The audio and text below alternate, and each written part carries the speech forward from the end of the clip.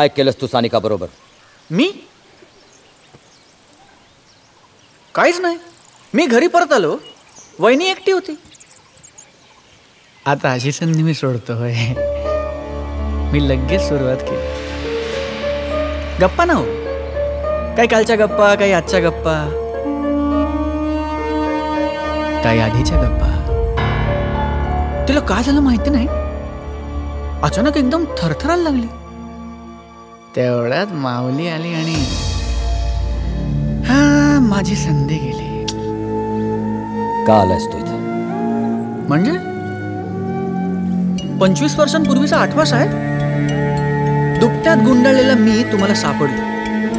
मग तुम्ही तुमच्या हाताने उचलून मला या घरात घेऊन आलात आणि त्या दिवसापासून बाळा, आता हे घर तुझंच आहे असं मला रोज सांगताय.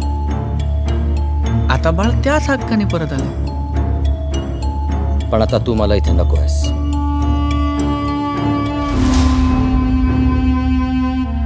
देशमुखांच्या चेहऱ्यावर माज शोभतोस आहे, घाम नाही. मेल आलाय. उद्या सकाळी 7चं हैदराबादचं तिकीट आहे. तुला तिथे जायचंय कायमचं. मला यात काही बदल नकोय. साहेब, आयुष्यात बदल नको असलेली माणसं लवकर संपतात. तुम्हीच शिकवलेला इतिहास आहे, विसरू नका.